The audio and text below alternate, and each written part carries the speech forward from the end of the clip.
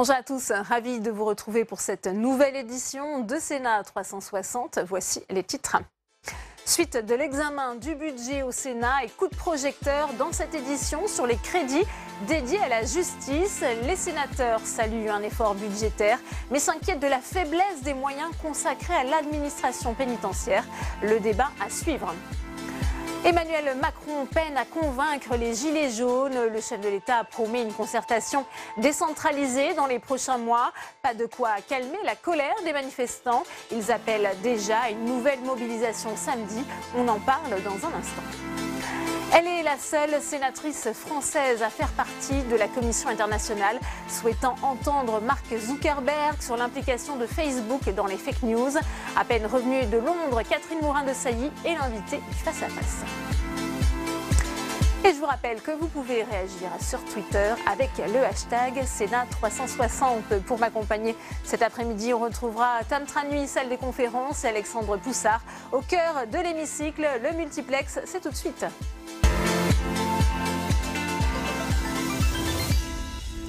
Malgré le « je vous ai compris » du chef de l'État, la colère des Gilets jaunes ne retombe pas. Le mouvement reçu hier par François de Rugy appelle à manifester samedi. Il faut dire que les annonces de l'exécutif censées apaiser la grogne sociale restent floues, notamment la taxe flottante sur les carburants. Marie Brémaud. Changement de ton, voire de méthode. Hier, le président de la République s'est voulu plus ouvert au dialogue, annonçant même des concertations locales pour trouver des réponses à la crise qui traverse le pays. Je souhaite que cette stratégie puisse être non seulement débattue, mais construite avec vous au niveau national et local, en se donnant le temps et la volonté, et en bâtissant justement cela dans les 3 mois qui viennent. Une annonce censée apaiser les esprits les plus critiques, qui dénoncent un chef de l'État autoritaire et solitaire. Mais une nouvelle attitude qui met en difficulté le gouvernement. Ce matin, le Premier ministre assurait le service après-vente des annonces. Édouard Philippe ou un jeu d'équilibriste. Car comment défendre avec fermeté des mesures, tout en voulant y associer les territoires et les élus dans les mois à venir? Au sujet de la future taxe sur le carburant, Édouard Philippe apparaît quelque peu désemparé. Chaque trimestre, on verra quelle est l'évolution du prix de la matière première. Et si l'évolution du prix de la matière première est tellement élevée, alors dans ce cas-là, on pourra revenir au niveau initial qui était, donc, si j'ai bien compris, qui prévalait au 1er janvier de l'année. Je ne peux pas encore vous répondre sur exactement comment le dispositif va marcher. Les Gilets jaunes, un mouvement sans leader, spontané, qui bouleverse la donne. C'est complètement nouveau comme configuration. Il n'y a plus de catégories intermédiaires, il n'y a plus de syndicats, d'organisations qui peuvent servir de filtre. Donc on est dans le tâtonnement, on est dans l'hésitation parce qu'on est dans un phénomène complètement neuf. Le gouvernement ne sait vraiment pas comment gérer la situation. Certains disent même que ces tâtonnements préfigurent un rétropédalage du gouvernement sur la fiscalité écologique. Une nouvelle contradiction peut-être, mais il faut à tout prix sortir de la crise. Et on prend la direction de la salle des conférences pour vous entendre. Tam Tranui, avec votre premier invité aujourd'hui, c'est le sénateur LR de Hauts-de-Seine, Roger Karoutchi. Est-ce qu'il salue cette nouvelle méthode engagée par le gouvernement? Oui, effectivement, Roger Karoutchi, comment jugez-vous la réponse du gouvernement apportée au mouvement des Gilets jaunes? Je crains pour le gouvernement que ce soit une réponse très intellectuelle, très philosophique, très le monde de demain. Concertation, sauf que 3 mois. Non, tout ça, ça ne répond pas aux besoins. C'est évident que les gens veulent des réponses concrètes. Oui ou non, est-ce qu'on arrête la hausse de la taxe sur les carburants? Oui ou non, est-ce qu'on réfléchit à réduire la dépense publique, donc l'impôt et les taxes? Les gens n'en peuvent plus. Quand vous leur dites on va faire de la concertation, c'était les comités d'autrefois.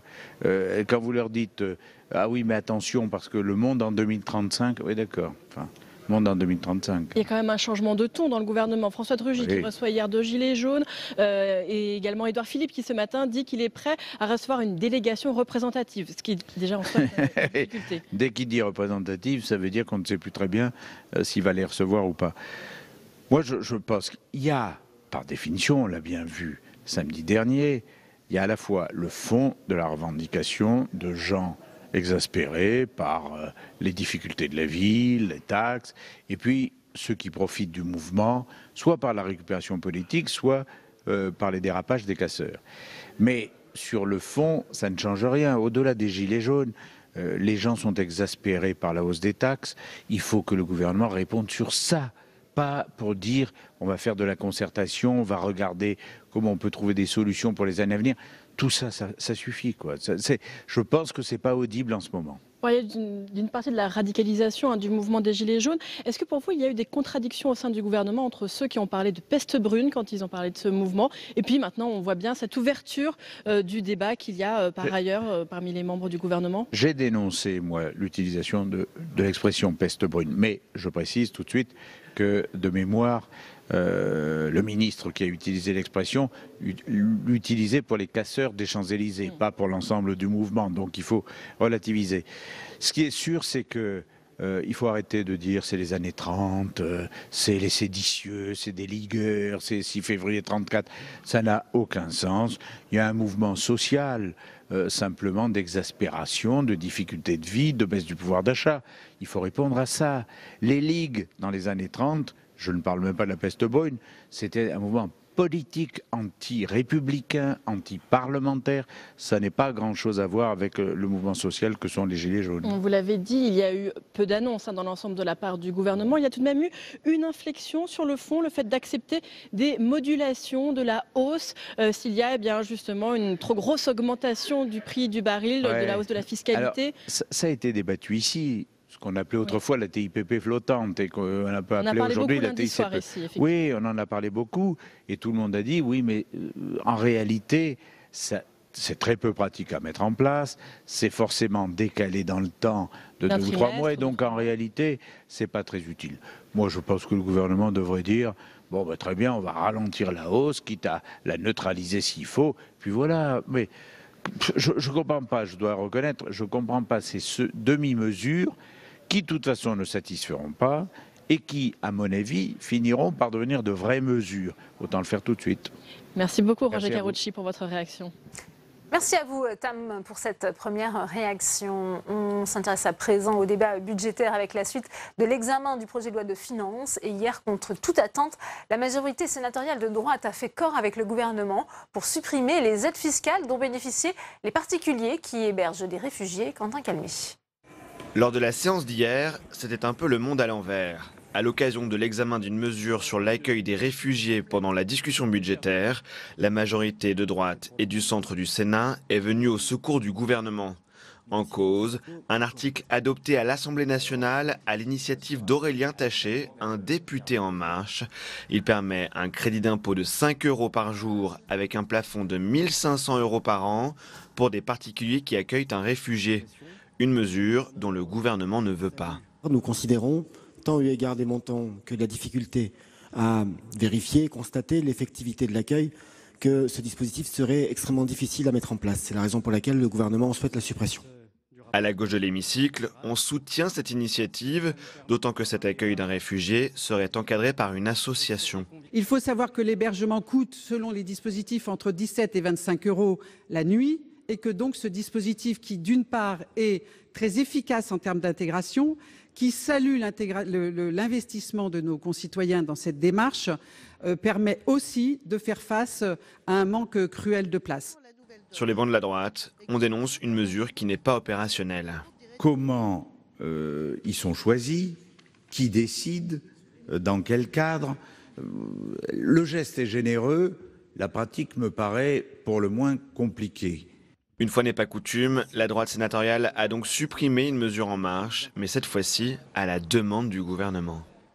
Et on continue sur le projet de loi de finances avec vous, Alexandre Poussard. Vous suivez les débats depuis la tribune de presse de l'hémicycle. Bonjour Alexandre. Hier, les débats ont été particulièrement animés en soirée entre sénateurs ultramarins et gouvernement. Oui Delphine, puisque le gouvernement a voulu s'attaquer à une niche fiscale dont bénéficient les départements d'outre-mer. Actuellement, chaque habitant ultramarin peut diminuer de 30% son impôt sur le revenu. Alors cet avantage fiscal, il date de 1960 et il était justifié par la pauvreté et le coût de la vie en outre-mer. Mais il faut préciser, cette réduction d'impôt a un plafond. Les ultramarins ne peuvent pas réduire leur impôt sur le revenu de plus de 5 100 € et c'est justement ce plafond que le gouvernement souhaite abaisser en le passant à 2 450 € dans le cas précis des Antilles et de la Réunion. Un coup de rabot fiscal qui est censé augmenter les impôts des plus aisés en Outre-mer. Mais cette mesure, elle est injuste selon la sénatrice socialiste de la Martinique, Catherine Conconne. On l'écoute. Vous avez décidé de vous attaquer aux riches. Et vous savez ce que vous appelez riche dans votre nouveau monde? Un couple qui gagne 6 600 € à eux deux par mois. Savez-vous que c'est dans cette tranche de population et de contribuables que l'on peut acheter une maison, que l'on peut réparer une maison, que l'on peut acheter une voiture, que l'on peut accéder aux loisirs? Et c'est cette catégorie à laquelle vous vous attaquez.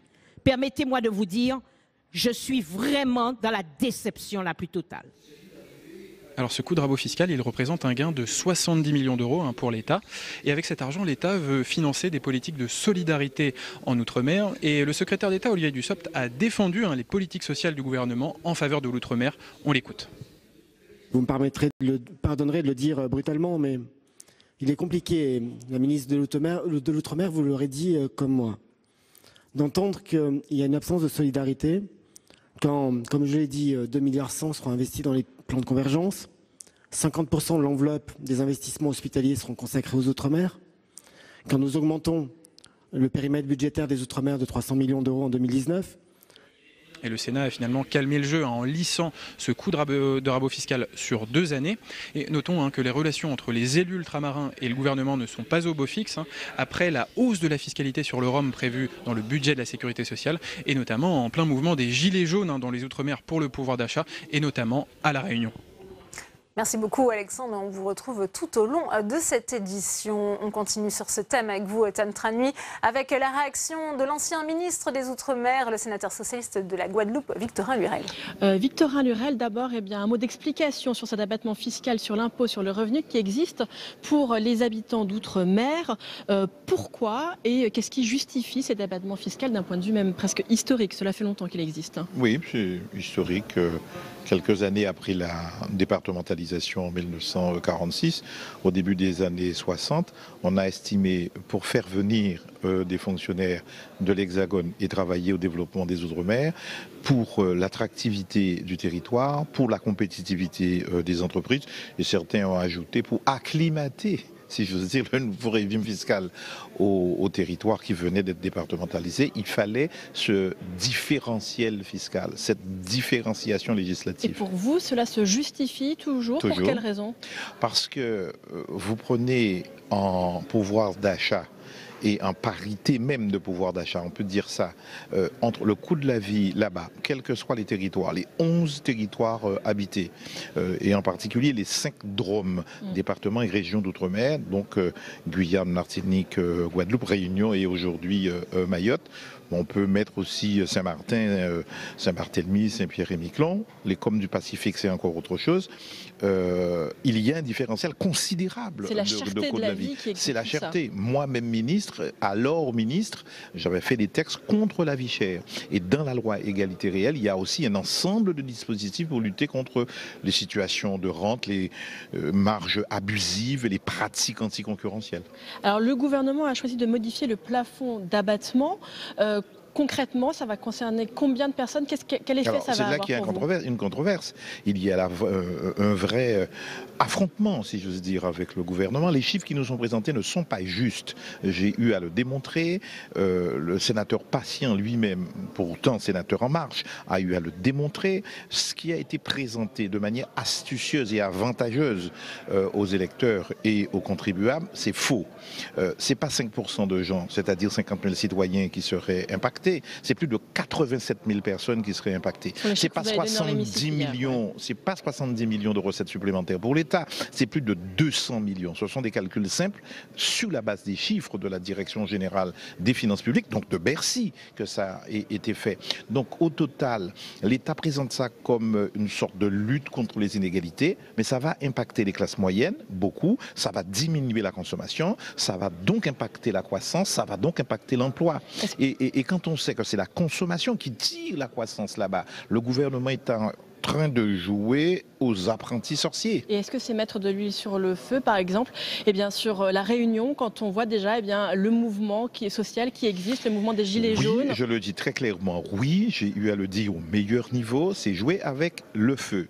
Et lorsque l'on prétend que les Outre-mer seraient bien traités, qu'il y aurait des dépenses fiscales qui seraient inefficientes, inefficaces, qui n'auraient pas fait la preuve de leur utilité ou de leur traçabilité, ce sont des mots. C'est au doigt mouillé qu'ils le font. Sur la TVNPR, un jour c'est 100 millions, le lendemain c'est 23, c'est 33, on ne sait pas. Sur la réfaction de l'impôt sur le revenu, c'est 70, c'est 200, on ne sait pas. Sur le contour de la défiscalisation, heureusement ici au Sénat, on a rectifié un peu les choses. On va exclure du bénéfice de cet avantage l'amélioration de l'habitat, la réhabilitation, la rénovation. Donc on a rectifié. J'espère que dans la navette, la deuxième lecture et la CMP, eh bien, on va préserver tout cela. Eh bien, merci beaucoup Victorin Lurel d'avoir répondu à mes questions. Vous attendez donc ce qui va se passer à l'Assemblée nationale? Oui, absolument. Et en CMP. Merci à vous, Tam. Feu vert de la Commission des lois au budget de la justice, un oui mais, car les sénateurs ont donné un avis défavorable aux crédits dédiés à l'administration pénitentiaire. Ils ne permettront pas, selon la construction de 15 000 places de prison, comme s'y était engagé Emmanuel Macron. Alors avant d'en parler avec mes invités, les explications d'Adrien Develay. Les moyens de la justice augmentent.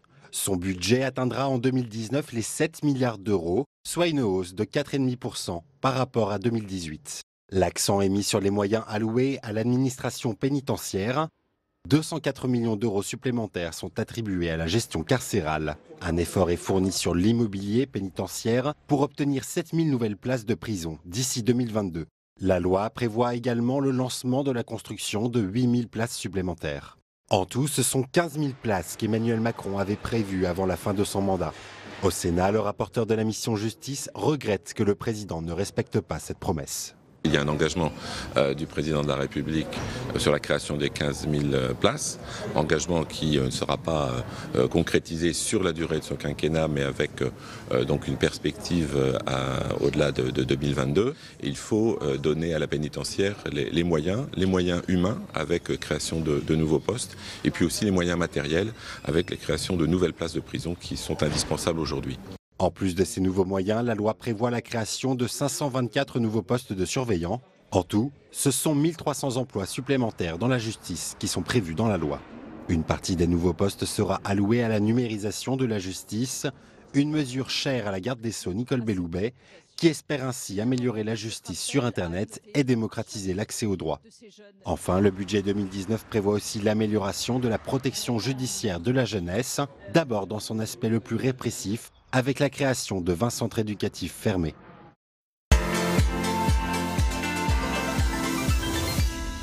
Et on ouvre le débat dans Sénat 360 avec mes invités sur ce plateau. J'ai le plaisir d'accueillir Nathalie Delattre. Bonsoir, merci d'être sur ce plateau. Vous êtes sénatrice RDSE de la Gironde. Également avec nous, Maître Dessèze, bonsoir. Vous êtes avocat et vous êtes le président de la commission ouverte droits de l'homme au barreau de Paris. Bienvenue à vous.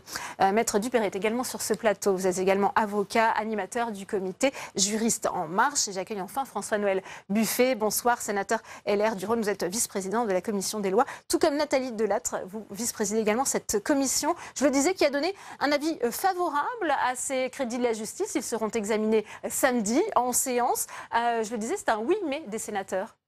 Oui, parce qu'effectivement, pour nous, c'est un budget de rattrapage. Donc, il a le mérite de mettre l'accent sur certaines politiques dans lesquelles il était nécessaire d'intervenir.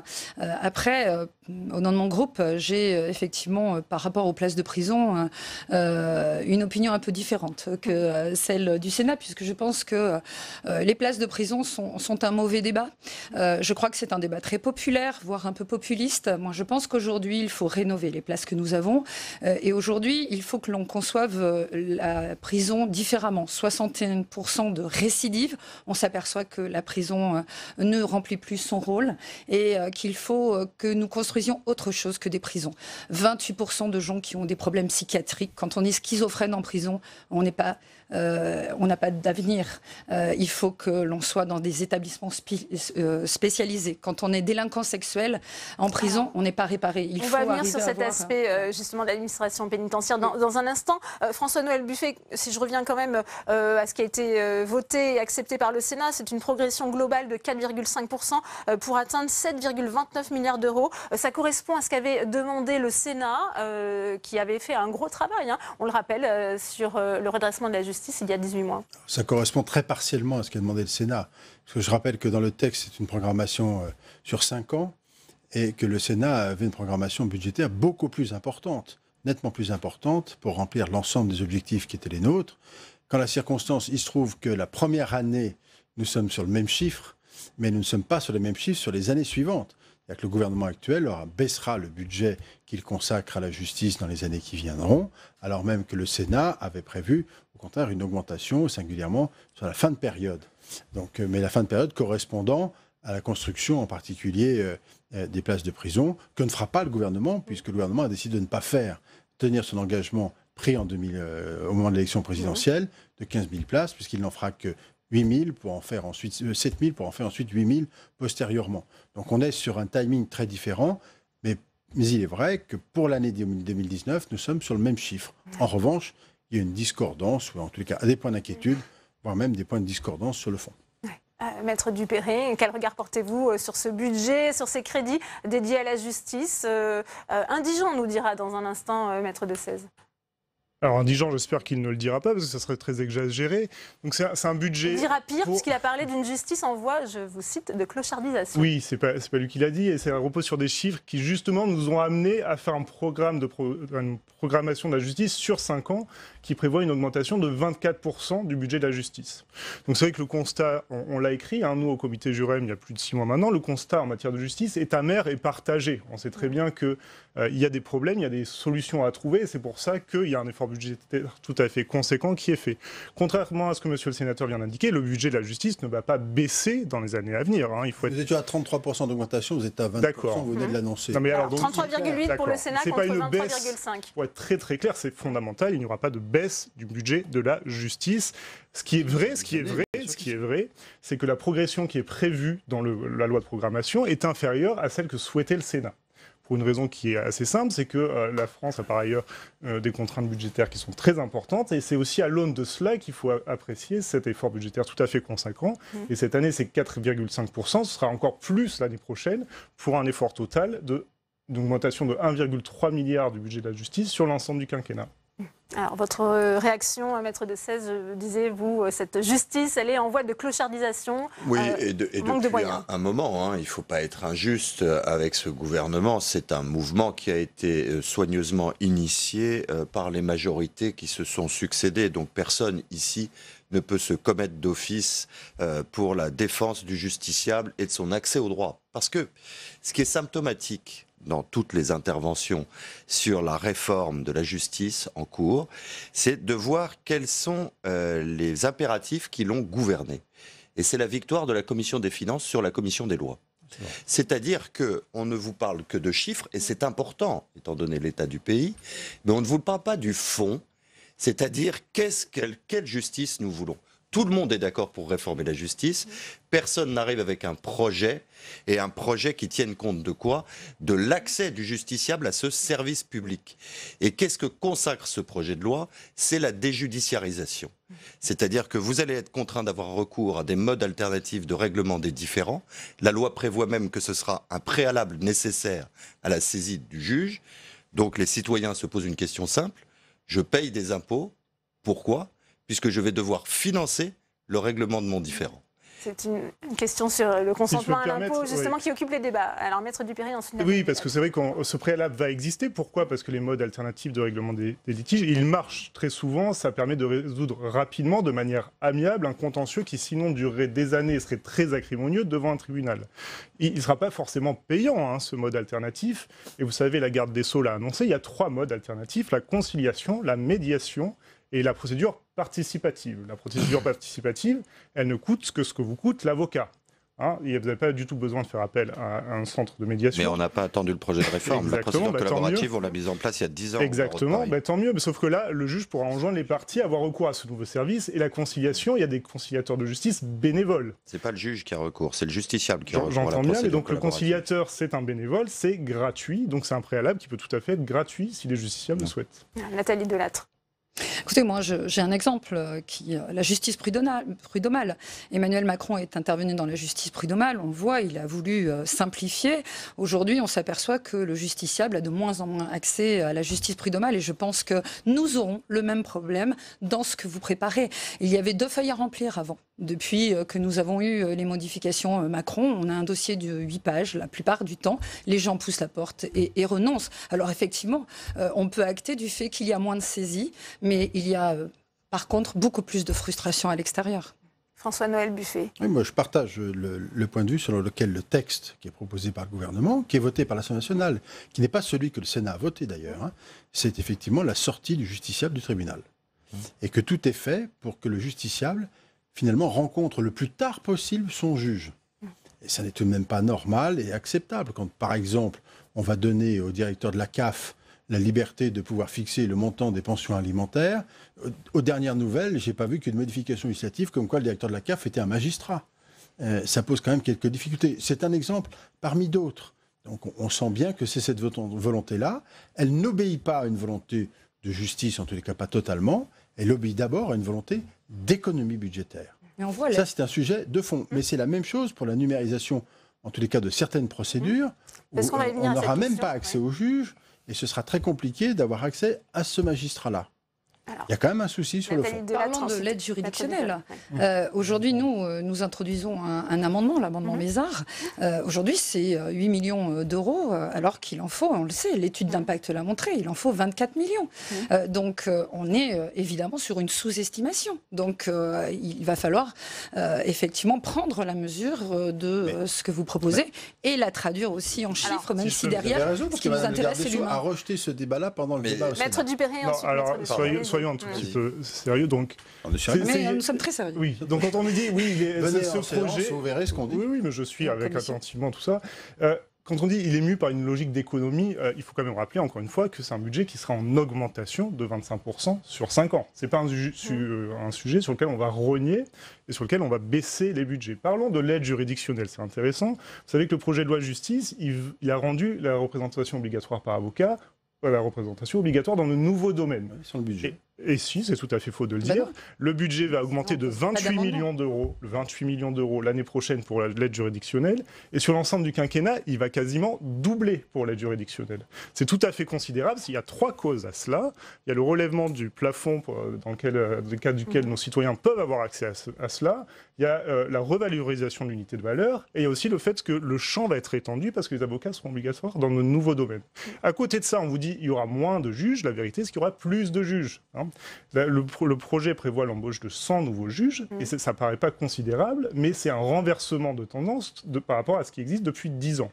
Donc il y aura plus de juges et plus d'aide juridictionnelle, c'est plus 100 juges de solde, plus 92 greffiers dans les tribunaux. 192, effectivement, création nette de postes de magistrats. Maître de sur cette question de l'aide juridictionnelle.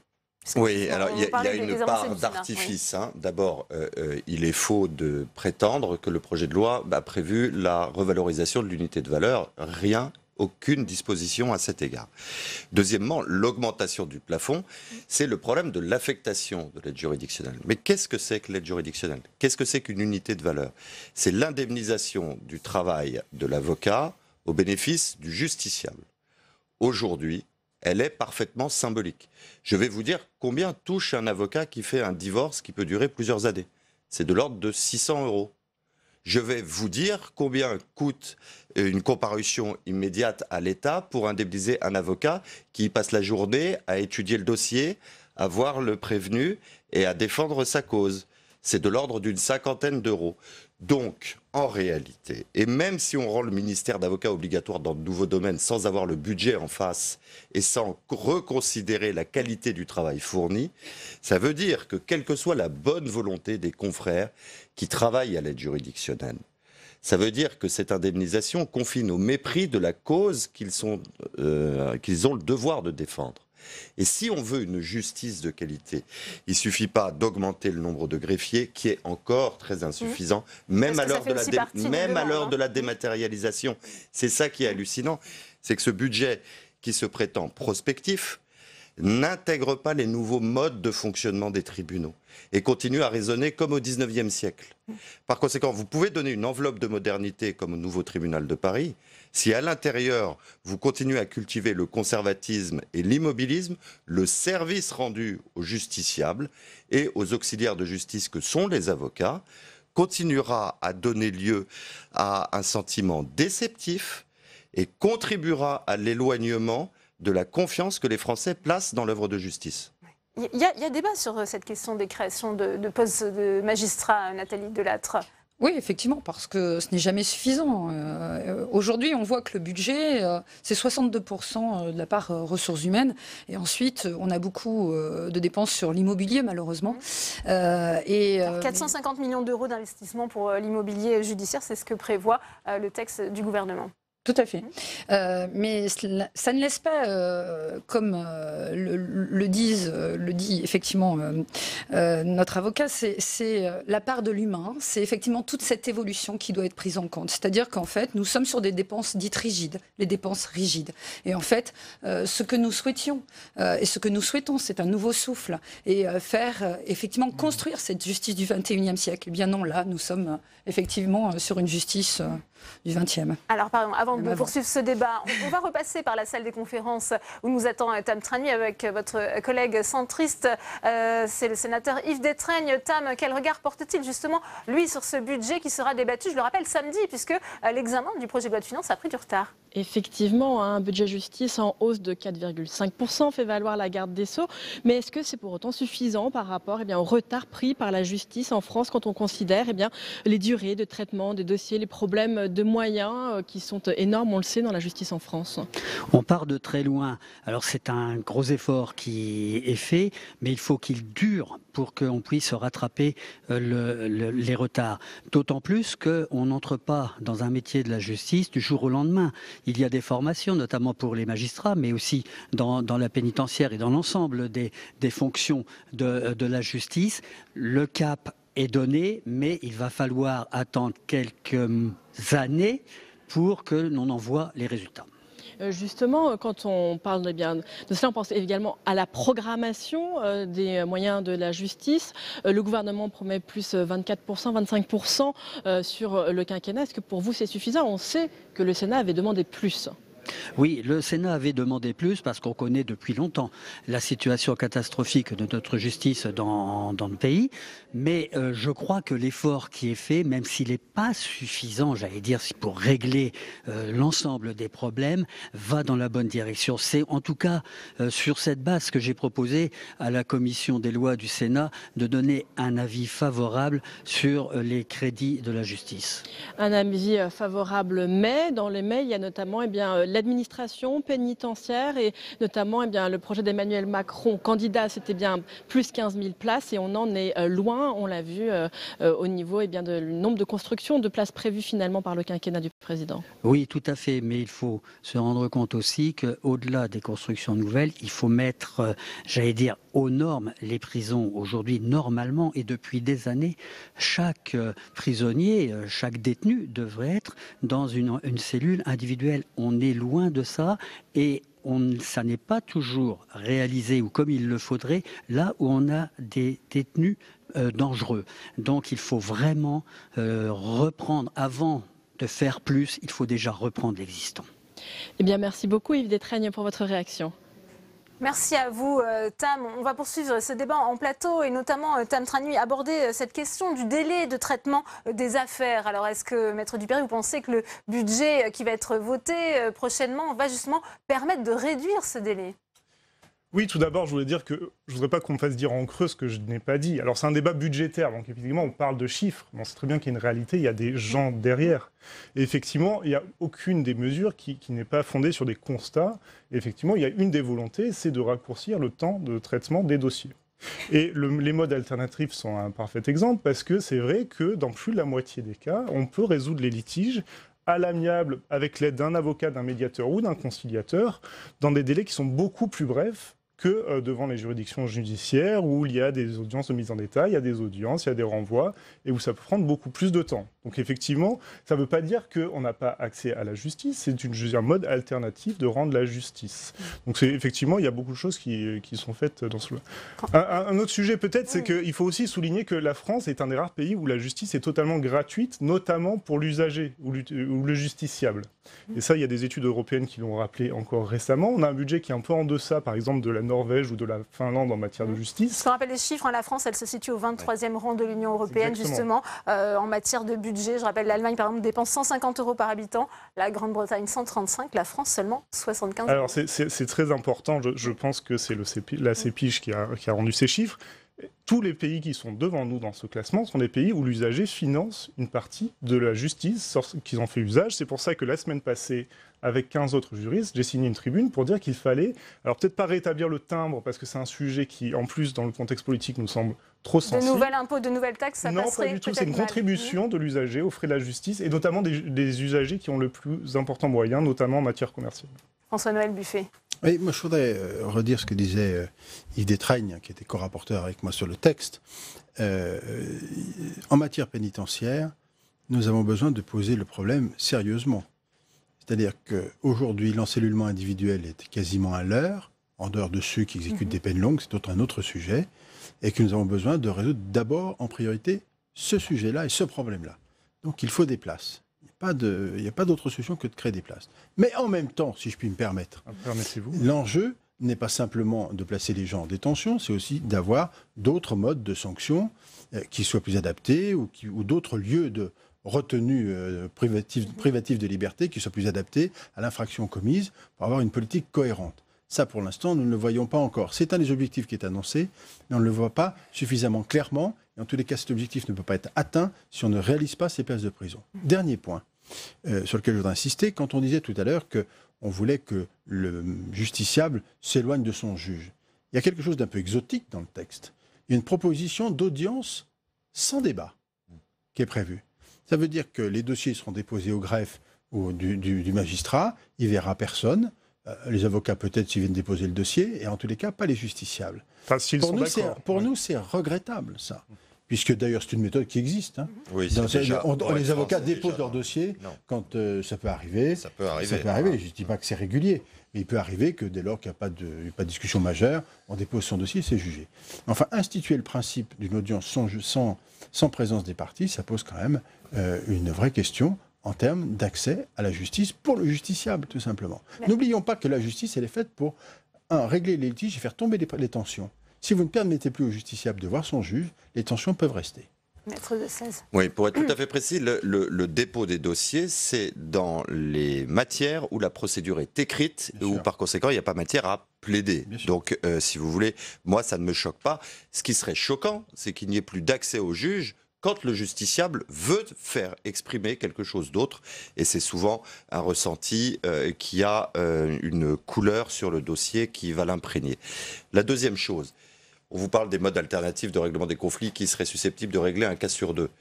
Dans quelle hypothèse? Quand ce sont les parties qui veulent avoir recours à ces modes alternatifs de règlement des différends, là, quand la loi y impose le recours, vous allez voir que, évidemment, la statistique va chuter. Parce qu'il y a des gens qui ne veulent pas se concilier. Il y a des gens qui viennent voir le juge pour que le juge tranche et dise sur leurs différends ce que dit le droit. Un dernier point quand même sur la politique pénitentiaire et les places qu'il faudrait... moi je suis entièrement d'accord avec vous, Madame la sénatrice. Il faut repenser la prison. C'est un échec majeur d'un état de droit. Actuellement... nous avons une politique de plus en plus répressive, le recours systématique à la visioconférence qui vide de toute humanité les débats, qui en plus techniquement ne marche pas. Si vous voulez, c'est un peu comme la CAF qui va régler les allocations familiales. Il faut voir comment leur système informatique fonctionnait quand ils ont eu à gérer un certain nombre de sommes. On frémit à l'idée que le juge se dépouille au profit de la CAF. Je frémis à l'idée qu'on va généraliser la visioconférence dans les débats. Moi, dans les cours d'assises où je plaide, ça ne marche jamais. Jamais. Écoutez-moi, ça ne marche jamais. Quand on veut interroger des témoins, quand on veut interroger... Et qu'est-ce que ça traduit tout ça, là, cette généralisation? Ça traduit le fait que la sécurité devient l'enjeu majeur.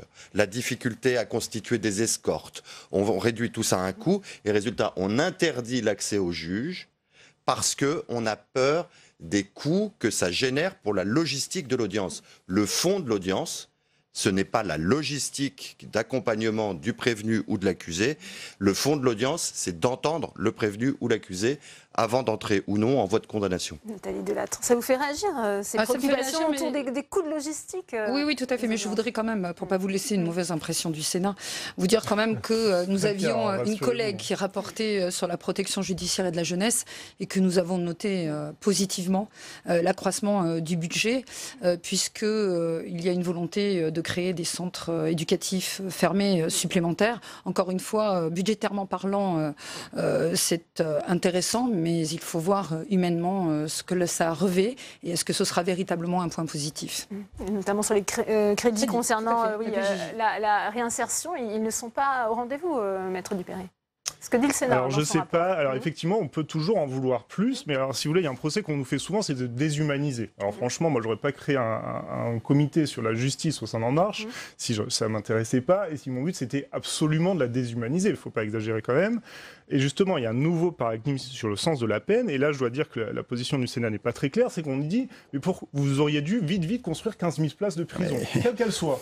Hein, faites les mêmes partout, et puis au moins on enfermera vite ces gens-là. Non, je finis, monsieur le sénateur. Oui, je vous en prie. Et alors que c'est pas du tout ça qui est prévu. C'est effectivement, il y a un engagement de 15 000 places. Il y a cet engagement, effectivement, Maître Il faut réhumaniser la détention.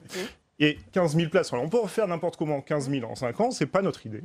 C'est d'en faire 7 000 dans le quinquennat qui vient, qu'il y en ait 8 000 qui soient lancés, et surtout, et là on se rejoint, Madame la sénatrice, c'est que ce soit pas les mêmes clapiers à lapin pour tout le monde, parce que ça ne marche pas, et ça crée un taux de récidive de 60% en 5 ans qui vient repeser sur les juges ensuite. Donc avec une situation explosive dans les prisons, on a vu quand même la garde des Sceaux, Nicole Belloubet, elle a dû faire face justement à une de ses premières crises avec justement cette administration pénitentiaire qui s'estime mais c'est pour ça. Et alors je suis un peu contre 3 voire 4, donc permettez-moi de garder la parole un instant. Oui, je suis d'accord. Allez-y. Mais c'est vrai que justement, donc, il y a un plan pénitentiaire qui a été présenté le 12 septembre, et il prévoit justement que il y aura une variété de solutions qui seront proposées. Notamment, il y aura des structures d'accompagnement à la sortie, des SAS. Hein, l'expression est assez bien trouvée, je trouve. Justement, pour aider à la réinsertion des détenus. Ils sont financés, justement, parce que c'est aussi la question. Oui. Et là, très ancienne demande que ce gouvernement est le premier à travailler et à admettre. Alors, et si vous voulez, juste un dernier chiffre. contre 3. Et les services de probation... Voté par le Sénat, je précise. Non, mais tant mieux. C'est une mesure, moi, qui fait l'unanimité. Non, mais les services de probation et d'insertion, c'est plus 1500 emplois en 5 ans, dont plus 400 dans l'année qui vient.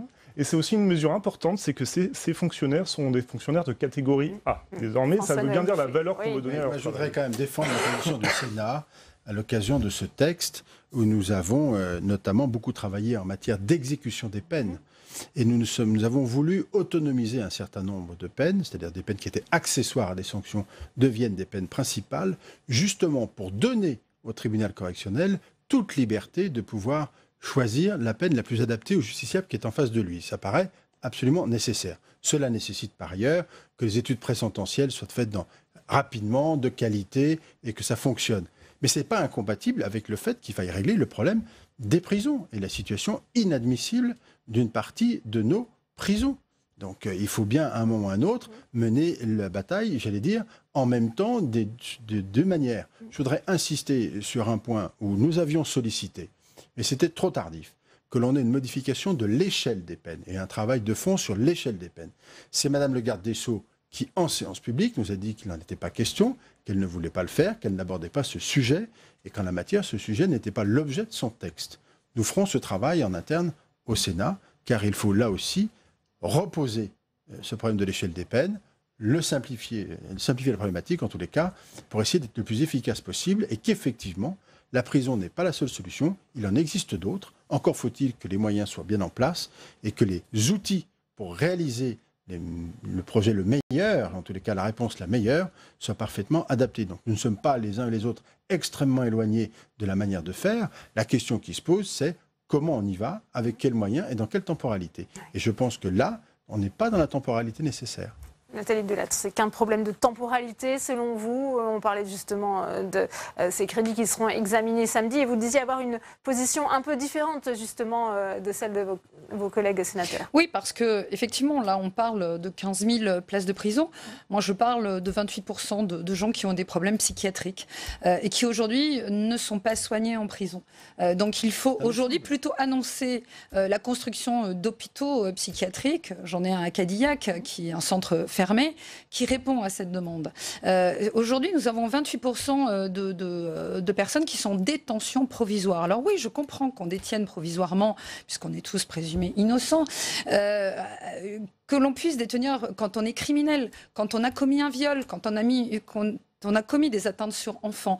Pour des délits mineurs, on a quand même un suicide tous les 2 jours en prison. Quand on a commis un délit mineur aujourd'hui, on peut savoir faire. On a des bracelets, on a d'autres dispositions qui sont quand même effectivement à notre service. Donc je pense qu'aujourd'hui, nous pouvons désengorger très rapidement la prison pour la rénover et arriver à atteindre un taux de population carcérale qui ne soit pas de 142% aujourd'hui. Et je pense, je n'ai pas l'impression que cette stratégie soit aussi claire que celle-ci. Je crois que, bon, vous le dites, vous êtes peut-être d'accord avec nous, mais dans ces cas-là, prenons un pacte, allons-y et faisons assez rapidement, travaillons pour être dans cette stratégie. Maître Dupéré et ensuite Maître Dessaigne. Oui, l'idée affirmée de la garde des Sceaux, c'est qu'il y ait plus de places et moins de détenus. C'est très clair, hein, qu'il y ait moins 8 000 détenus et plus 15 000 places à terme. Et c'est pour qu'il y ait une incarcération qui soit humaine, plus humaine, parce que c'est parfois immonde à l'heure actuelle, mais aussi qu'il y ait beaucoup de peines alternatives. Si vous voulez, dans l'échelle des peines, il faut s'entendre sur le sujet. C'est que l'échelle des peines, elle a été réécrite, notamment pour que la détention à domicile sous surveillance électronique soit une peine à part entière, ce qui n'était pas le cas avant. Donc cette peine, il y a plus de modalités d'exécution de la peine. Et je voudrais finir sur un sujet, parce qu'il tient beaucoup à cœur de notre comité comme de la garde des Sceaux, c'est aussi le travail d'intérêt général. On a eu l'occasion d'en parler. Et c'est une peine alternative qu'il faut promouvoir, je pense, et il faut que tout le monde s'en empare. Et j'ai envie de dire, le Sénat, j'espère qu'il propose des postes, notamment de travail d'intérêt général. Je sais que vous n'avez pas en proposé des dizaines, mais j'espère que l'Ordre le fait aussi. Je l'ai suggéré à Madame Le Bâtonnier. Et il faut que tout le monde s'en empare pour qu'il y ait des postes qui soient créés, parce que c'est le meilleur moyen de sanctionner utilement, quand les délits ne sont pas d'une gravité extrême, il faut le reconnaître, que de proposer du travail d'intérêt général. Maître Dessaigne, un petit mot de conclusion. Est-ce que vous sortez rassuré de ce débat, notamment sur les choix budgétaires qui vont être faits par le Sénat samedi? Moi, je vais vous dire, ce qui me rassure, c'est la qualité des travaux des juristes En Marche, mais je vois que toutes leurs conclusions de leurs travaux ne sont pas reprises dans ce projet de loi. Je voudrais vous dire une chose. D'abord, non seulement il y a des pathologies psychiatriques en prison, mais il y a 30 pathologies qui sont propres à la détention. Que le péché originel réside aussi dans le fait que les peines ne sont pas comprises. Et elles ne sont pas comprises parce que les jugements ne sont pas motivés. Et c'est quand même fou que ce soit un projet de réforme de la justice qui rappelle un principe fondamental du droit français, c'est l'individualisation des peines. Tant que vous n'aurez pas le nombre de magistrats pour motiver les décisions, parce qu'aujourd'hui, non seulement vous n'avez pas votre décision en main, ce qui est déjà un déni de justice, mais en plus, si vous n'interjetez pas appel de votre décision, elle n'est pas motivée. Elles sont rédigées a posteriori, après les délais de recours. C'est ça le fonctionnement de la justice française concrète aujourd'hui. Si vous ne prenez pas la peine de motiver les décisions, si vous ne prenez pas la peine d'expliquer pourquoi vous incarcérez, si vous ne prenez pas la peine, la réforme Taubira proposait des modes alternatifs à la détention, si vous ne prenez pas la peine que les juges les intègrent, et si vous ne vérifiez pas que les magistrats appliquent les lois qui sont votées ici et à l'Assemblée nationale, car c'est quand même un phénomène étonnant de voir des magistrats qui rejettent l'application d'une loi parce qu'ils la considèrent inadéquate. Eh bien, tant que vous n'aurez pas réglé ce système, vous pouvez créer tous les postes que vous voulez. La France continuera à fonctionner sur un mode colbertiste, rétif au changement. Et donc, vous n'aurez pas appliquer la réforme de la justice. Vous avez démarré par la justice des mineurs. Est-ce que vous savez, madame, combien il y a eu de réformes de la justice des mineurs depuis sa création? Il y en a eu plus de 37. Ouais. Voilà. Et on en est toujours sur le même texte, inapplicable. Eh bien, merci. Merci à vous. Merci à tous les quatre d'être venus sur ce plateau. On va continuer à s'intéresser au projet de loi de finances, toujours avec vous, Alexandre Poussard. Vous êtes dans l'hémicycle du Sénat. Et on le disait, les sénateurs veulent faciliter, alors cette fois, c'est la transmission des entreprises familiales.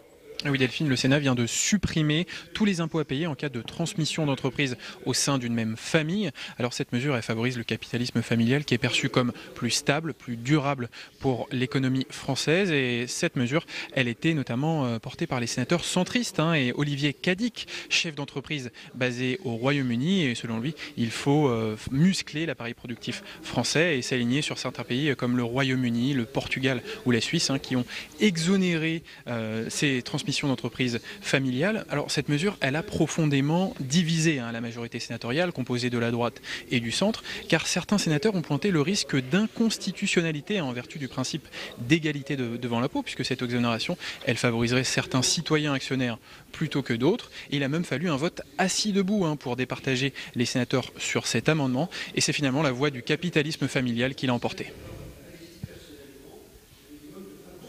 Vous, Alexandre, merci beaucoup pour toutes ces précisions.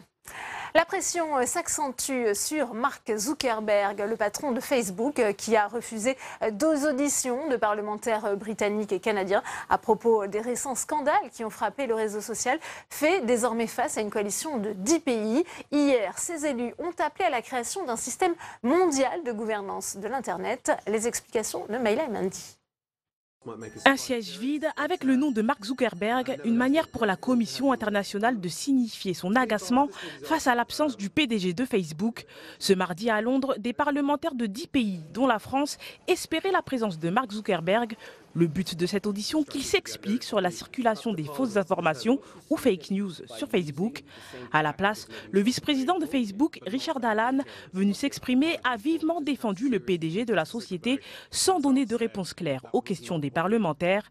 Régler le problème des fake news sur le réseau social, pour cette avocate en droit numérique, la tâche est très compliquée.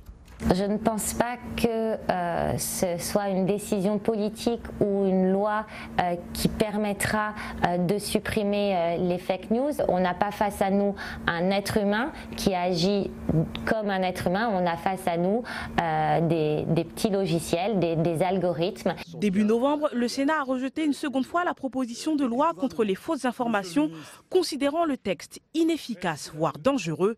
Les sénateurs plaident pour une législation au niveau européen.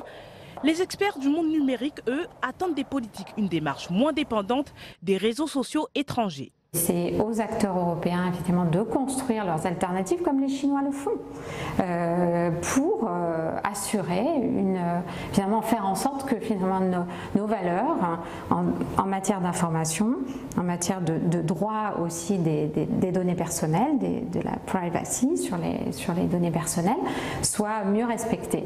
Du côté de Facebook, on assure en tout cas être favorable à un cadre réglementaire, mais qui ne freinerait pas l'innovation. Elle est la seule sénatrice française à faire partie de la Commission internationale souhaitant entendre Mark Zuckerberg sur l'implication de Facebook dans les fake news. À peine revenue de Londres, Catherine Morin-Desailly est notre invitée. Le face-à-face, c'est tout de suite.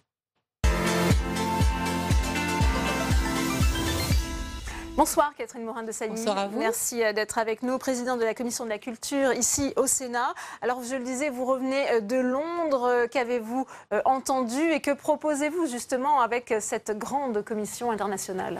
Eh bien, nous étions un certain nombre de parlementaires représentant 9 pays.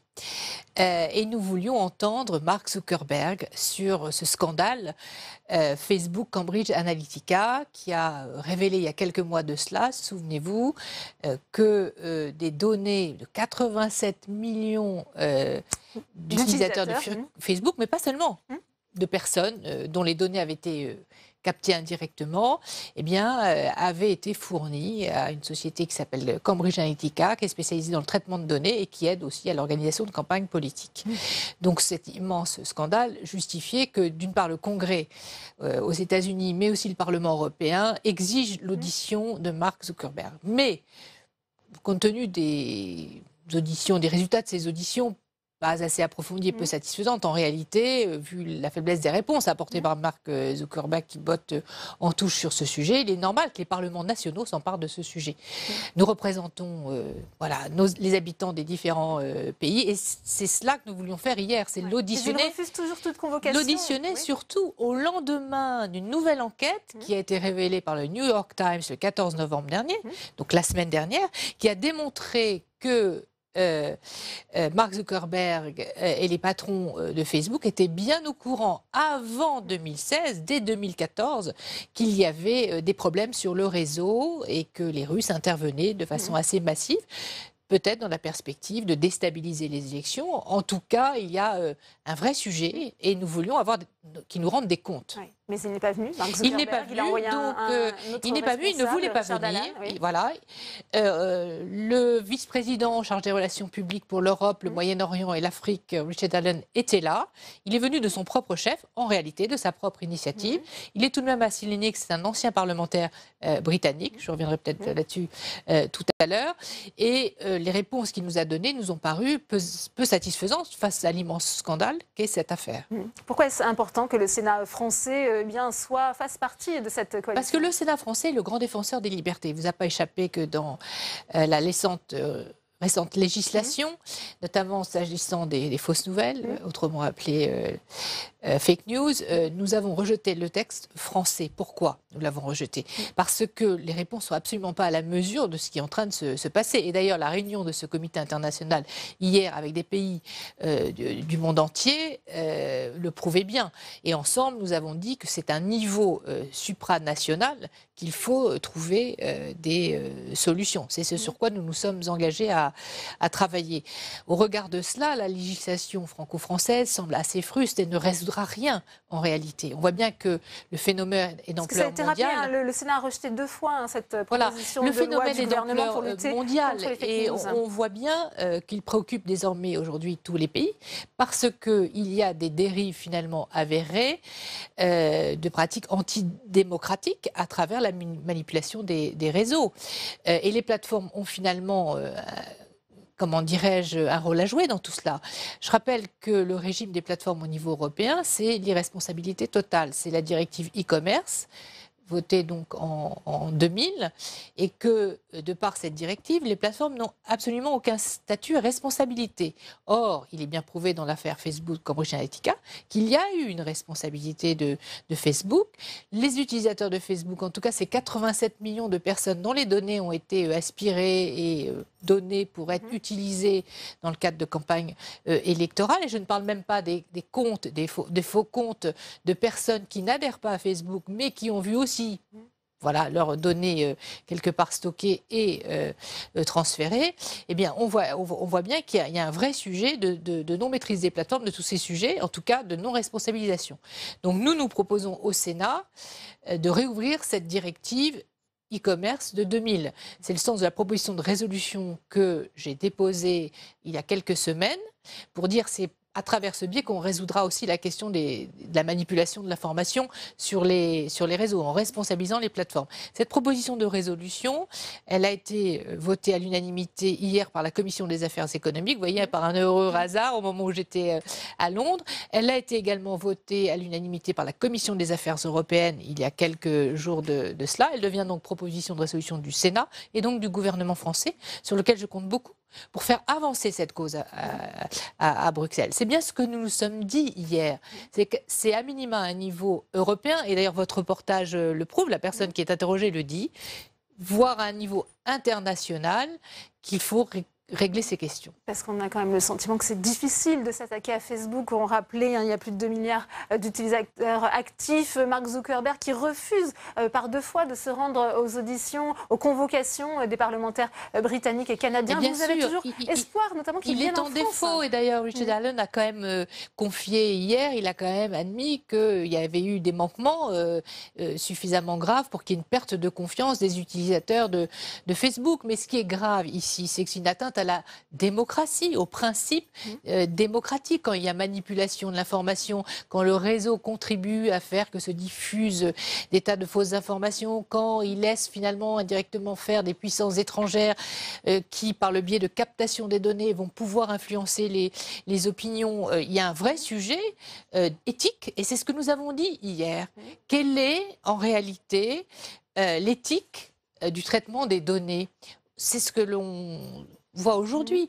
Et ces plateformes, elles sont gérées par des algorithmes qui sont opaques, complètement opaques, dont on ne peut pas connaître la recette et qui n'ont pour eux seul but également de générer du clic et de la recette publicitaire.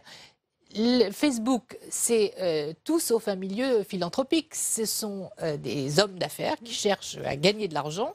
Et donc, il y a aussi le fait que c'est parce que on fait des recherches sur les données pour essayer de cibler davantage de consommateurs, pour gagner de l'argent, qu'il y a cette problématique. C'est le modèle de l'Internet, comme je l'ai dit hier. J'ai demandé à Richard Allen, est-ce qu'il est prêt à ce que sa plateforme, son entreprise, Facebook, réfléchisse à un nouveau modèle de l'Internet qui serait beaucoup plus vertueux Quelle a que été sa celui réponse actuel. Il a botté en touche, bien entendu. Il a botté en touche. Dans le même temps, pardon, Catherine Morin-Desailly, puisqu'on apprend que Facebook a déjoué notamment une campagne de propagande en français avec des comptes Facebook et Instagram qui ont été fermés. Alors, est-ce qu'il y a aussi peut-être un paradoxe sur ces différentes affaires?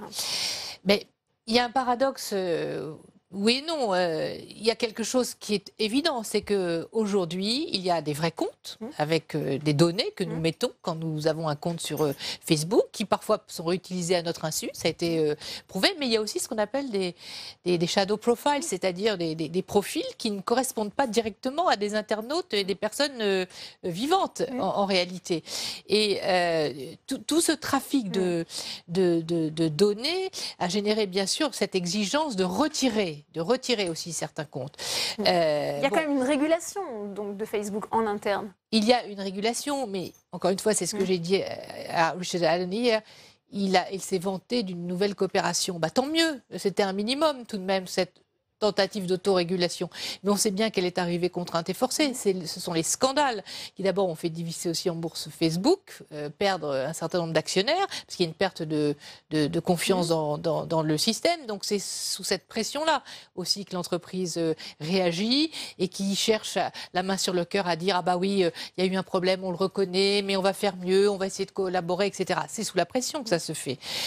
Ça n'a rien à voir avec une régulation, une supra-régulation dont on a aujourd'hui besoin pour se prémunir de toutes ces dérives qui, encore une fois, se révèlent extrêmement périlleuses. Et d'ailleurs, pourquoi l'ensemble des États aujourd'hui réagissent? Pourquoi il y avait à la fois les Argentins, les Brésiliens, les Canadiens, les Lettoniens hier, et je ne cite pas tous les pays présents, c'est bien que le problème est d'origine, et comment dirais-je, est au niveau mondial, et que tous les pays sont aujourd'hui touchés. Ouais. Dernière question, Catherine Morin-Desailly. Verra-t-on un jour Mark Zuckerberg auditionné par le Sénat français?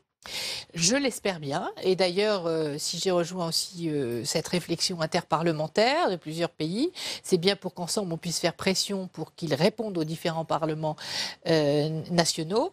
C'est quelque chose que bien sûr ici nous avions envisagé dans un temps à venir pour continuer à travailler sur cette question des fausses nouvelles, et surtout qu'au lendemain des nouvelles révélations, encore une fois faites par le New York Times le 14 novembre dernier, il y avait vraiment matière à confirmer notre souhait de travailler davantage sur le sujet. Bien, merci à vous, Catherine Morin-Desailly, d'être venue sur ce plateau. On en vient maintenant à l'actualité des Gilets jaunes. Malgré le « je vous ai compris » du chef de l'État, leur colère ne retombe pas. Le mouvement reçu hier par François de Rugy appelle à manifester samedi. Il faut dire que les annonces de l'exécutif censées apaiser la grogne sociale restent floues, notamment la taxe flottante sur les carburants. Marie Brémond. Changement de ton, voire de méthode. Hier, le président de la République s'est voulu plus ouvert au dialogue, annonçant même des concertations locales pour trouver des réponses à la crise qui traverse le pays. Je souhaite que cette stratégie puisse être non seulement débattue, mais construite avec vous au niveau national et local, en se donnant le temps et la volonté, et en bâtissant justement cela dans les 3 mois qui viennent. Une annonce censée apaiser les esprits les plus critiques, qui dénoncent un chef de l'État autoritaire et solitaire. Mais une nouvelle attitude qui met en difficulté le gouvernement. Ce matin, le Premier ministre assurait le service après-vente des annonces. Édouard Philippe ou un jeu d'équilibriste. Car comment défendre avec fermeté des mesures, tout en voulant y associer les territoires et les élus dans les mois à venir? Au sujet de la future taxe sur le carburant, Édouard Philippe apparaît quelque peu désemparé. Chaque trimestre, on verra quelle est l'évolution du prix de la matière première. Et si l'évolution du prix de la matière première est tellement élevée, alors dans ce cas-là, on pourra revenir au niveau initial qui était, donc, si j'ai bien compris, qui prévalait au 1er janvier de l'année. Je ne peux pas encore vous répondre sur exactement comment le dispositif va marcher. Les Gilets jaunes, un mouvement sans leader, spontané, qui bouleverse la donne. C'est complètement nouveau comme configuration. Il n'y a plus de catégories intermédiaires, il n'y a plus de syndicats, d'organisations qui peuvent servir de filtre. Donc on est dans le tâtonnement, on est dans l'hésitation parce qu'on est dans un phénomène complètement neuf. Le gouvernement ne sait vraiment pas comment gérer la situation. Certains disent même que ces tâtonnements préfigurent un rétropédalage du gouvernement sur la fiscalité écologique. Une nouvelle contradiction peut-être, mais il faut à tout prix sortir de la crise. Et on prend la direction de la salle des conférences pour une réaction avec vous, Tan Trany. Vous êtes avec la sénatrice LR de l'Essonne, Laure Darcos. Laure Darcos qui a hier interrogé le gouvernement sur la question du pouvoir d'achat des Français, bien sûr, dans le contexte du mouvement des Gilets jaunes. Comment, bien justement, vous jugez la réponse du gouvernement à cette mobilisation ? Elle est un peu tardive. Je salue quand même, en effet, le geste du Premier ministre qui souhaite recevoir des délégations, mais les Gilets jaunes ne sont pas, comme l'ont dit certains membres du gouvernement, récupérés politiquement comme ils le prétendent. J'ai pas du tout apprécié le retour aux années 30 et les propos sur la peste brune, voilà, tout ça, c'est quand même un peu gros et en tout cas, nous tous, nous avons vu cette récupération pour essayer de trouver comme seul interlocuteur le Front National. C'est beaucoup plus spontané et les gens, en fait, ont une gronde en fait qui monte depuis des mois et des mois. Et j'allais dire, nous, en tant que sénateurs, en tant qu'élus proches du terrain, on entendait cette gronde. Donc le matraquage fiscal... La taxe sur le carburant, finalement, a été un détonateur à une grogne qui a été pour vous plus large et plus ancienne. Exactement. Et puis ça répondait aussi, quand le président de la République dit « je préfère taxer le gasoil plutôt que le travail », mais c'est ne pas comprendre que partout en France, et même en région parisienne, là je viens de sortir d'un entretien avec un maire qui habite en Essonne, mais qui travaille à Cergy-Pontoise. Aucun moyen de transport pour y aller à moins de 3 heures, elle prend sa voiture tous les jours. Eh bien, il y a des gens qui travaillent en utilisant leur gasoil. Oui. Et donc, en effet, ils en ont marre. Ça revient donc quand même. Taxer le gasoil, taxer le travail. Exactement. Dans certaines situations pour et puis la culpabilisation et le fait qu'on puisse nous dire que la France, finalement, sauverait le monde énergétique en taxant l'essence et le gasoil, enfin tout ça me paraît quand même, en effet, ne pas répondre aux attentes des Français. Justement, hein, eh bien, le Sénat s'est opposé à la hausse de la taxe sur les carburants. En janvier 2019. Il y a tout de même une inflexion aussi du gouvernement qui dit qu'il va accepter une modulation de la hausse si le prix du baril est au plus haut. Oui, je pense que c'est sûrement une réponse en effet à notre appel. On sait très bien, on est très lucide au Sénat. Forcément, enfin, on a entendu le fait qu'il faut aussi baisser le déficit, donc il faut trouver une parade. Mais le fait qu'on ait fait ce geste de geler cette hausse, c'était vraiment un appel au secours et devenir porte-parole, pas simplement des Gilets jaunes, parce que voilà, c'est un mouvement, mais c'est vraiment des Français qui travaillent et qui n'arrivent plus, en effet, et qui se sentent matraqués fiscalement, matraqués du matin au soir pour pouvoir aller travailler décemment. Et donc, c'est vrai que nous, on a symboliquement gelé cette hausse, et du coup, peut-être que cette inflexion, alors après, je ne sais pas jusqu'où ça ira, montre que d'une certaine manière, on nous a entendus. Maintenant, j'ai très très peur au mois de janvier, fin janvier, de ce qui va se passer quand il va y avoir les fiches de paye qui vont arriver avec l'impôt à la source, parce que je ne suis pas en train de semer d'une certaine manière un peu plus de crispation, mais j'entends ça aussi et je crains que cette réforme, guidée par Bercy bien évidemment, fasse une fois de plus révéler aux Français que nous sommes champions du monde des taxes et des impôts et qui ne savent pas forcément où ça va. Et donc du coup, on risque d'avoir une deuxième fronde à la fin du mois de janvier qui risque d'être très pénible. Donc entre les deux, il faut que le gouvernement nous entende et entende les Français. Bien, merci beaucoup Laure Darcos pour votre réaction. Merci. Merci à vous, Tam. Et on va poursuivre ce débat en plateau avec mes invités. J'ai le plaisir d'accueillir Marie-Noëlle Lienemann. Bonsoir, vous êtes sénatrice de Paris, rattachée au groupe communiste républicain, citoyen et écologiste. Bienvenue à vous. Charlotte Mijon est également sur ce plateau. Bonsoir, vous êtes porte-parole du réseau Sortir du nucléaire. J'accueille également Marc Girondeau. Bonsoir, vous êtes professeur en sciences de l'environnement, membre du groupe Transition écologique en marche. Et puis le sénateur Bruno Sido. Bonsoir, sénateur LR de la Haute-Marne. Merci à tous les quatre. Première question pour vous, Marie-Noëlle Lienemann, puisqu'on en parlait, il y a malgré tout un changement de méthode de la part d'Emmanuel Macron. Est-ce que vous le saluez? Bon, je pense qu'il noie le poisson. C'est bien, c'est toujours bien de discuter, mais enfin, je rappelle qu'il y a eu plein de discussions pour la loi de transition énergétique qui a été votée il y a quelque temps. Il y a eu des discussions ouvertes aussi sur la préparation de la fameuse programmation de l'énergie. Bon, moi, à la limite, c'est bien sûr qu'il faut discuter, bien sûr qu'il faut dialoguer, et bien sûr qu'il faut travailler avec les collectivités locales et les corps intermédiaires. Mais il y avait, par exemple, il disait, dans chaque région, on va contractualiser un plan État-région entre les régions et l'État pour se fixer des objectifs concrets, chiffrés de réduction des gaz à effet de serre, avec toute une panoplie d'actions qui évidemment seraient adaptées à chacune des régions, on dirait c'est du dialogue qui va déboucher. Mais là, on voit bien que c'est jouer la montre, traîner, etc. Parce que l'accumulation des décisions qui se prennent bouge déjà l'horizon.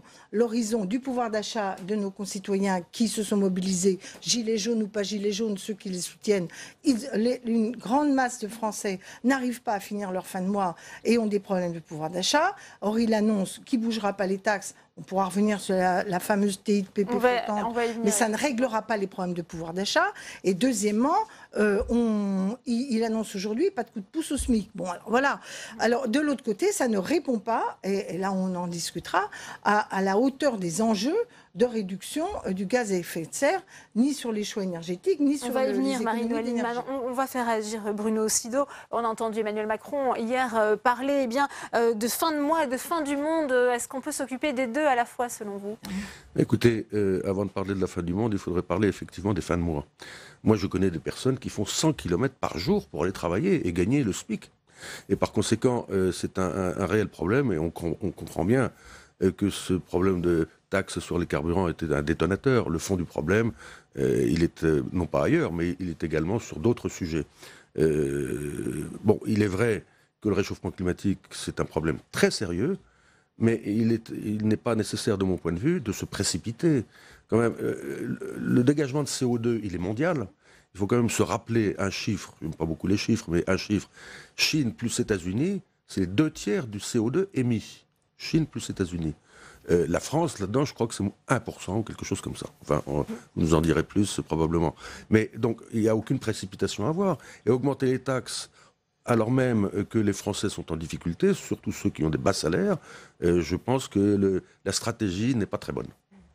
Marc Girondeau, il n'y a pas de précipitation à avoir, nous dit Bruno Sido. Oui, alors là, je suis vraiment choqué quand j'entends qu'il n'y a pas de précipitation, alors que ça fait 30 ans qu'on devrait se précipiter.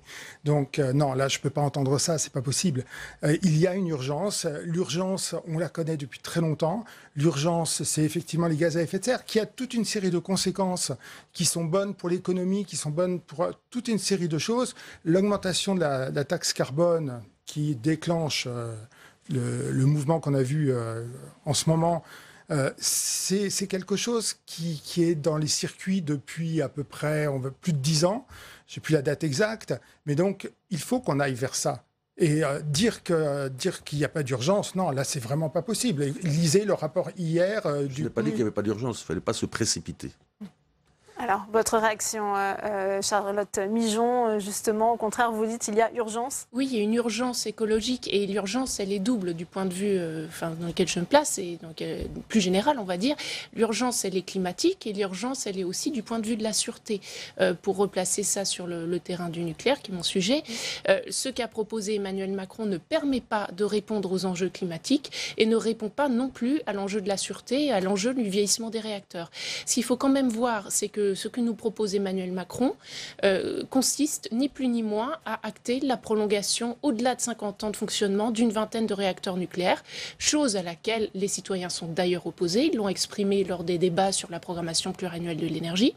Et ce, alors même que d'ores et déjà, nos réacteurs montrent des signes de vieillissement qui sont assez importants, qu'on sait qu'il y a des composants des réacteurs qui ne pourront pas aller au-delà d'une quarantaine d'années sans risque énorme et qui ne peuvent pas être remplacés et qui ne peuvent pas être réparés. Donc à partir de là, l'urgence, la véritable urgence serait été de mettre le paquet sur la rénovation des logements, sur la réduction des consommations d'énergie en permettant aux gens de consommer moins aussi. Ça, c'est le véritable enjeu, c'est la sobriété, ce sont les économies d'énergie et c'est de décider des fermetures de réacteurs nucléaires et de s'attaquer aux vrais problèmes aussi que sont les transports, que sont... C'est pas ce que fait Emmanuel Macron, c'est qu'il y a quand même beaucoup de mesures qui ont été annoncées, Marie-Noëlle Lienemann. Il n'y a rien du tout sur les L'accompagnement, économies d'énergie. Oui. D'abord, je voudrais rappeler la taxe carbone. Moi, j'ai suivi ces dossiers depuis longtemps au Parlement européen, quand j'étais député européen. Et au moment du rapport Juppé-Rocard, donc vous avez raison, c'est pas récent, j'ai dit que ce qu'on propose à la France, ce n'était pas une taxe carbone. C'est une taxe sur la consommation d'essence et de carburant en France. Mais la taxe carbone, ça devrait être le bilan carbone. Et à quoi on aboutit? On aboutit au fait qu'on pénalise la consommation d'énergie pour ceux qui, les 3/4 du temps, n'ont pas d'alternative.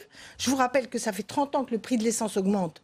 Ça n'a pas fait baisser notre consommation d'effets de serre en termes d'essence. Donc l'augmentation du prix de l'essence, pendant ce temps-là, toutes les importations qui viennent d'ailleurs, elles ne payent pas la taxe carbone. Et quand vous prenez l'exemple de l'industrie, on s'est beaucoup réjoui en France de voir la baisse de l'effet de serre. Quand on a regardé que l'industrie avait baissé l'effet de serre, c'est essentiellement par les délocalisations. Et ces délocalisations, elles étaient au Canada. Parce que l'énergie, que ce soit le Péchinet, que ce soit pour une part aussi ailleurs, pour l'acier, etc. Ce que je veux dire par là, c'est que ce n'est pas la bonne méthode pour s'attaquer sérieusement. Soit on fait une taxe carbone, on taxe le bilan carbone des produits, soit on trouve d'autres méthodes, et il y en a d'autres. Je prends l'exemple, il n'y a pas de proposition nouvelle sur les économies d'énergie dans le bâtiment. J'en fais une. Ouais. Chacun doit contribuer à proportion de ses facultés respectives. Si tous ceux qui sont propriétaires d'un logement qui coûte plus de, mettons, 6 000 € du mètre carré, vous voyez, c'est pas chez vous, etc. Mettons 5 000 ou même qu'on définisse par territoire, c'est-à-dire les plus riches, étaient obligés de mettre leur logement aux normes, par exemple, de catégorie B ou A. Eux, ils ont les moyens d'investir, eux, on doit les contraindre, et sinon, on les pénalise. En matière de véhicules, on nous dit c'est bien, il faut augmenter ça va faire le truc. La réalité, c'est que les plus riches, non seulement, eux, ils s'en moquent de l'augmentation du prix de l'essence, mais vous constatez qu'en dépit de l'augmentation du prix de l'essence, depuis 10 à 20 ans, les plus riches achètent des voitures de plus en plus lourdes, de plus en plus grandes. Et on Bruno Sido, Marie-Noëlle Lienemann, voilà deux propositions. Oui, Bruno Sido. Oui. Écoutez, il faut quand même se rappeler que les taxes sur les carburants, elle est vieille, elle est très vieille. Elle date des années 50. On nous dit, mais en Suède, ça n'a pas posé de problème, la taxe carbone. Effectivement, ça ne posait pas beaucoup de problèmes, parce que la taxe était très faible. Et ils ont augmenté une taxe. Mais nous, la taxe carbone, si on veut bien regarder, ça fait 50 ans qu'on l'a déjà. Et on veut rajouter une taxe dite carbone à cette taxe, la TIPP de l'époque, ce qui fait beaucoup trop. Le prix du pétrole dans le prix du carburant, c'est 30%, je crois. Et en plus, on met une TVA sur les taxes. Ce qui est scandaleux, on est le seul pays au monde à mettre une TVA sur un impôt sur un impôt. Et par conséquent, il faut quand même faire un peu de ménage dans tout ça.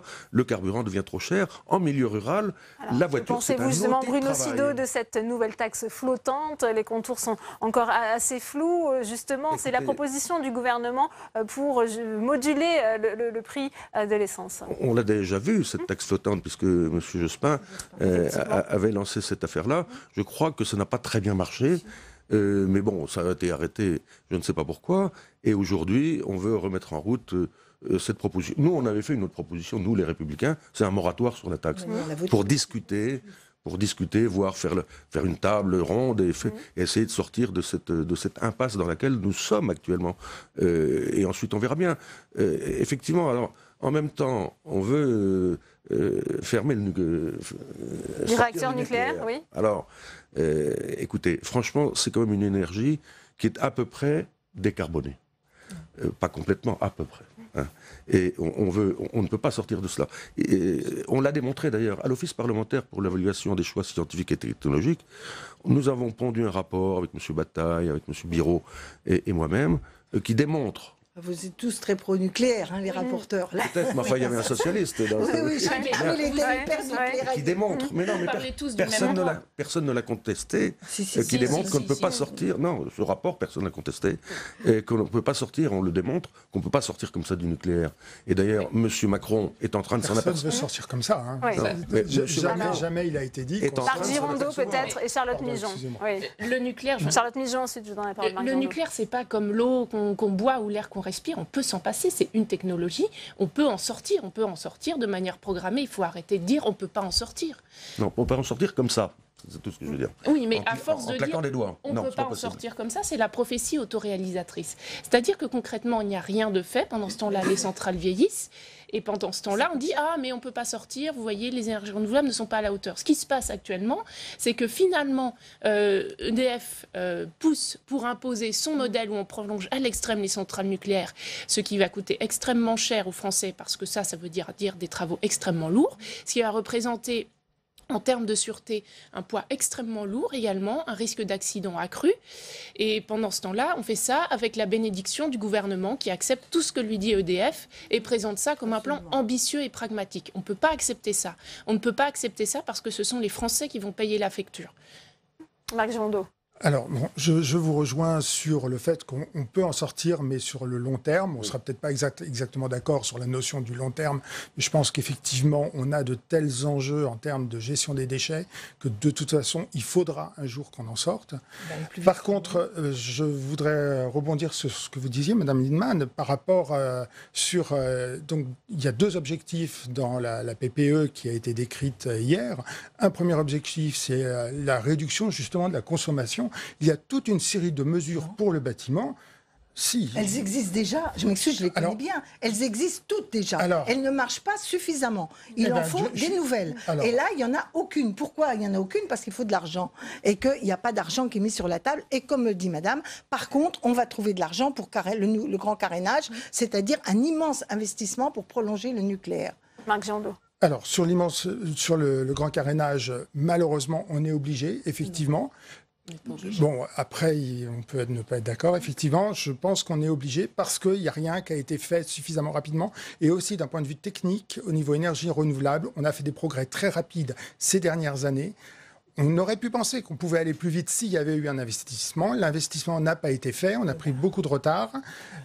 À l'heure actuelle, on a des énergies renouvelables qui deviennent effectivement efficaces. On va pouvoir, à l'échelle de quelques dizaines d'années, transférer justement cette production d'énergie électrique vers les énergies renouvelables. Et ça nécessitera un certain temps. Charlotte Mijon et ensuite Marie-Noëlle Lienemann, vous n'êtes pas d'accord? Ça nécessitera du vent et du soleil quand même. Ce qu'il faut quand même voir, c'est que les projets proposés par Emmanuel Macron, ce qu'il ne dit pas actuellement, c'est que le projet, c'est de continuer à exporter massivement de l'électricité vers les pays étrangers qui eux-mêmes, par exemple l'Allemagne est en surproduction et qui n'ont pas forcément envie d'acheter du courant d'origine nucléaire. Donc en fait, on n'arrête pas de dire oui, mais c'est pas possible, les énergies renouvelables peuvent prendre le relais. Il faut voir la quantité d'énergie qui est demandée. Et en fait, la question qu'on peut se poser, c'est est-ce que finalement, si on arrête de se dire qu'il faut exporter massivement, est-ce que finalement, on ne peut pas aller beaucoup plus vite? Il y a déjà eu un rapport de RTE qui malheureusement n'est pas publié, qui montre qu'on aurait pu aller beaucoup plus vite sur la transition énergétique, sur la fermeture de centrales, sans remettre en question la sécurité d'approvisionnement, sans remettre en question l'atteinte de nos objectifs climatiques. Malheureusement, il n'a pas été publié, mais j'encourage vivement RTE à le publier. Voilà pour un appel. Alors d'abord, moi j'observe une chose, le président passe son temps à nous répéter qu'il tient ses engagements. Alors là, il ne le tient pas. Mais je m'excuse, il était quand même bien informé, Emmanuel Macron. Normalement, oui. Il était présent quand on a voté la loi de transition énergétique. Il était peut-être ministre ou en tout cas dans les décideurs du pouvoir de l'époque. Et il découvre maintenant que l'échéance qu'il a donnée en 2025 n'est pas la bonne. Mais c'est moqué de nous. Soit il est ignorant, soit il s'est moqué de nous. La réalité, c'est qu'il a dit 2025, et là, alors là, c'est pragmatique, on ne tient pas ses engagements. Par contre, 2025, hein. non mais je me rappelle que vous, dans le... il faisait partie des gens qui étaient dans les cabinets... Il l'a dit dans son programme. Il l'a dit dans son programme.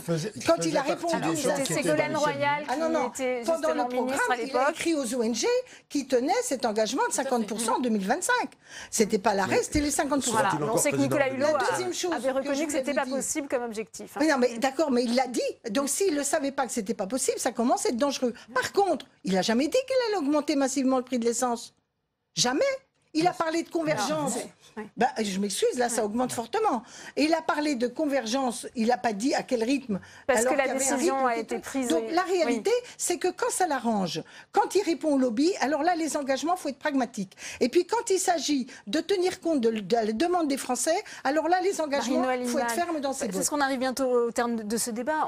On a commencé justement à parler de cette question de l'urgence climatique. Vous nous dites qu'il ne faut pas se précipiter. On sait qu'on est à la... On n'est pas à 3 mois près, c'est ça que je veux dire. Oui, on est quand même à la veille de la nouvelle COP24. Elle se tiendra en Pologne à partir de la semaine prochaine. Et pourtant, les scientifiques nous disent que même si tous les engagements auxquels s'étaient engagés les pays sur l'accord de Paris, ça ne suffit pas. On voit bien qu'il y a ce réchauffement climatique. Aujourd'hui, on a du mal à y faire face. Oui, mais je n'en disconviens pas. Personnellement, j'étais rapporteur du Grenelle de l'environnement. Et donc, ces sujets, je les connais à peu près. Je ne les maîtrise pas complètement, bien entendu, tellement c'est compliqué. Mais pour autant, vous n'entraînez pas les peuples comme cela. Il faut prendre le temps d'expliquer. Et je crois que c'est ce qu'a décidé de faire notre président de la République, qui a la spécialité quand même de donner des échéances qui sont toujours au-delà de son quinquennat. Bah oui, là, alors c'est assez facile. Marc Girondeau, comment on donne envie justement aux Français de s'associer à cette transition énergétique? On voit bien que c'est un problème depuis le début peut-être d'acceptation et de méthode. Alors... Parce que aussi c'est pas simple, parce que en fait on doit expliquer des choses extrêmement complexes qui nécessitent à la fois la prise en compte des données économiques, des données écologiques, des données sociales, sociétales, et que c'est beaucoup plus simple de dire non, je suis contre. Plutôt que d'avoir un discours. Alors vous nous laissez là 20 minutes pour expliquer, c'est déjà bien, mais c'est vrai que ça nécessiterait quelques heures. Bon, vous me réinviterez peut-être. Moi, je voudrais juste une chose pour rebondir sur ce que vous disiez sur le fait qu'on vend de l'électricité à l'Allemagne. C'est plutôt bien. L'Allemagne, c'est de l'électricité produite à partir du charbon, ce qui est une catastrophe. Et pire, du lignite. À la fois en termes de santé et à la fois en termes de CO2.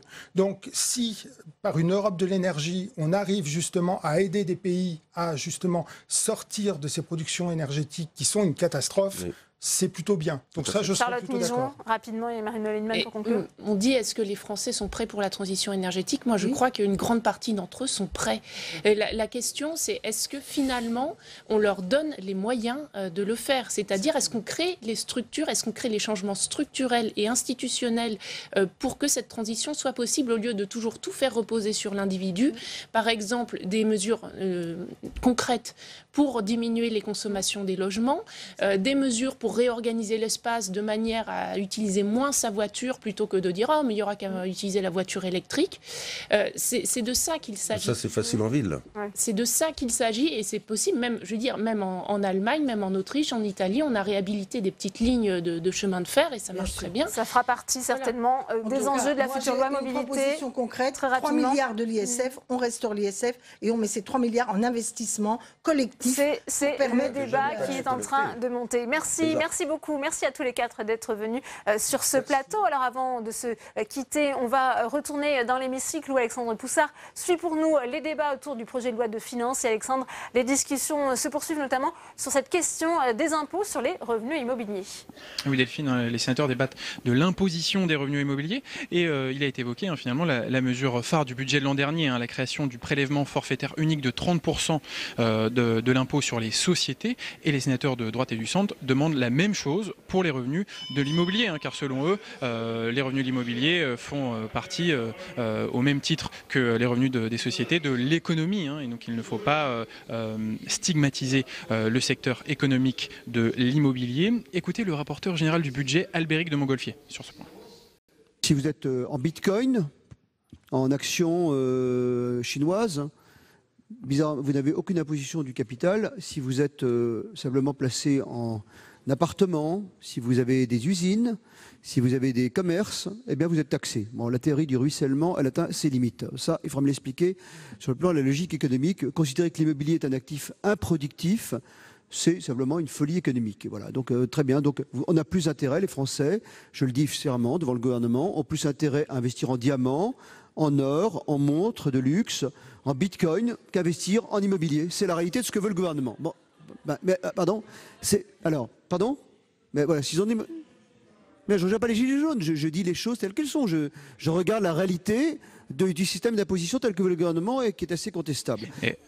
Et actuellement, les sénateurs sont toujours en train de débattre de cette mesure. La majorité sénatoriale est très divisée. Il y a même eu une suspension de séance de 5 minutes pour que les sénateurs de la majorité se mettent d'accord sur une mesure qui pourrait avoir de lourdes conséquences sur les finances publiques.